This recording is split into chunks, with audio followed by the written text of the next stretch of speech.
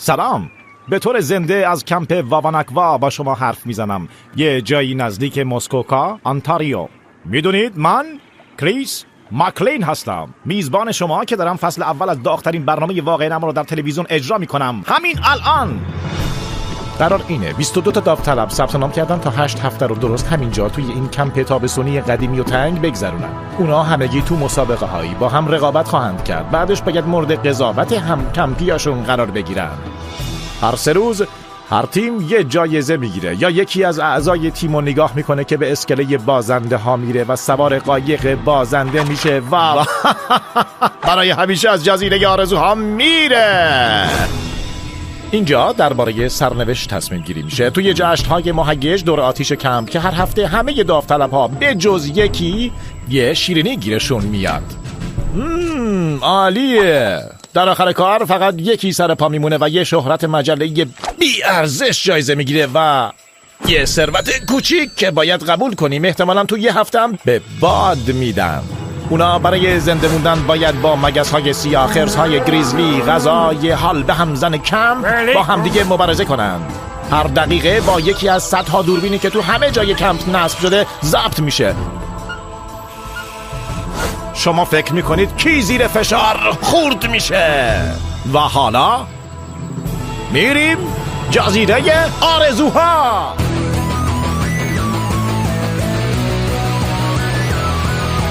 میخوایم بریم با هم جزیره، اونجا باید خیلی خوب باشه. میخوایم بریم با هم جزیره، اونجا باید توپ به توپ باشه. چه خوش میگذره به ما، میریم ساحل و آفتاب میگیریم، بعدش میریم ماهی گیریم. شبها میریم تو جنگل، میخندیم و آزاد میشینیم. چه خوش میگذره به ما.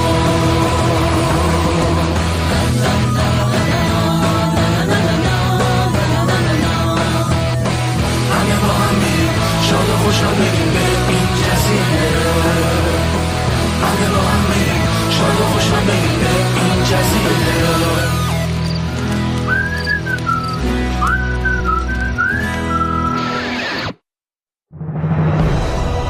به جزیره آرزوها خوش آمدید.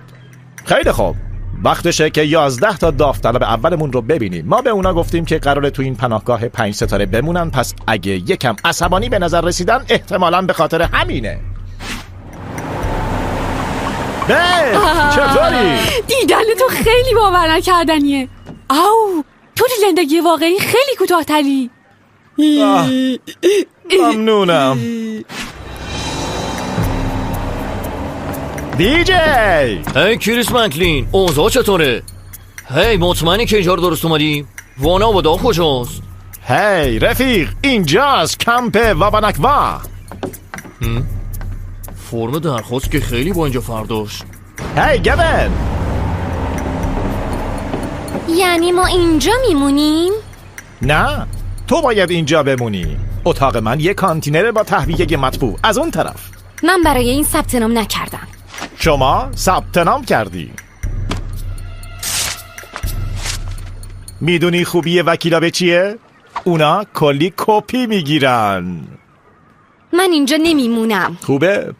پس امیدوارم بتونی شنا کنی، چون وسیلت همین الان رفت. لعنتی.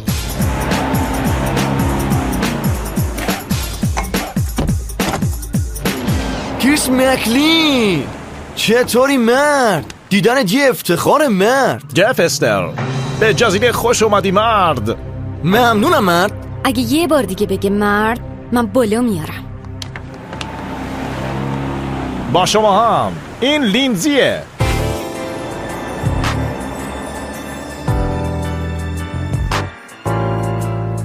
خیلی هم شیک نیست. سلام. خب خیلی آشنا به نظر میرسی. من کریس مکلینم، میزبان برنامه. منم از همونجا میشناسمت. آره.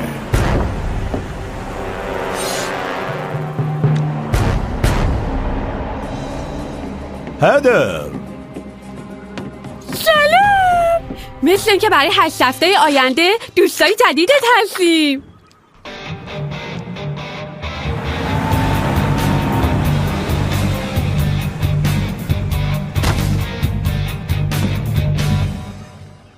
دانکن رفیق.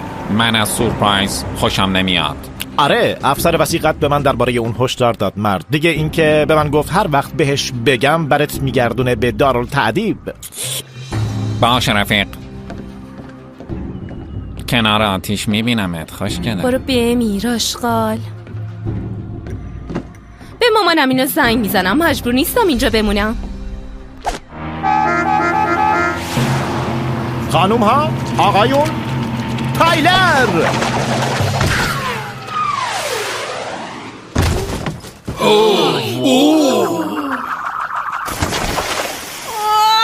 کفشام. سقوط بدی بود پسر.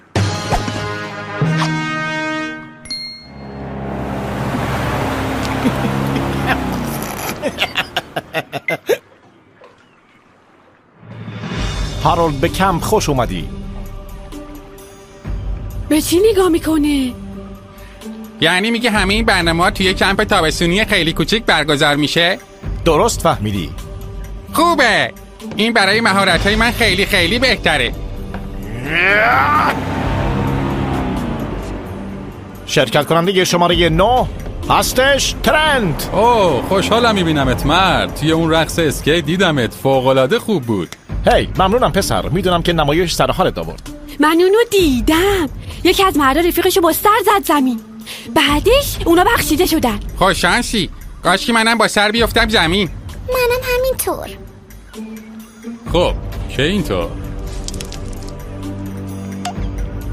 عجب جایی اومدم.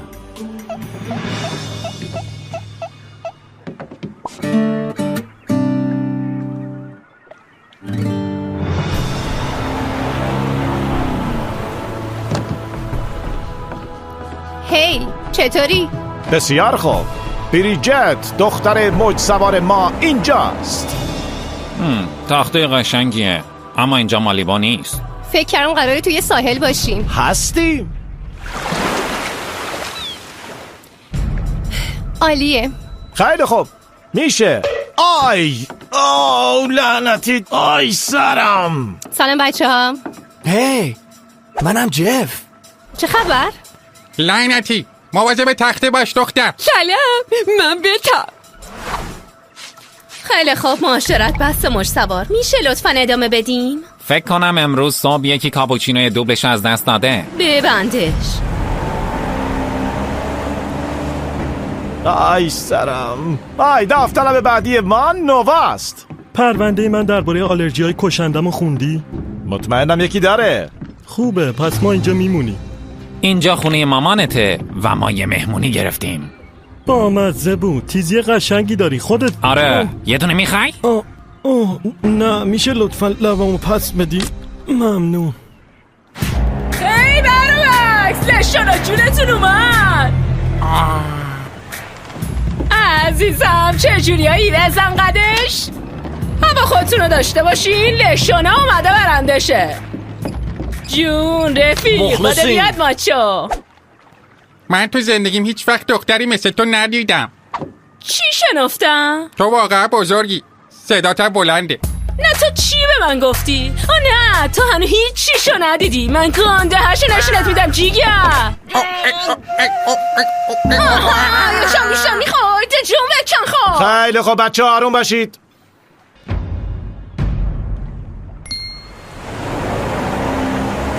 خانوما سیدی کیتی به خونه جدیدتون برای 8 هفته خوش اومدید.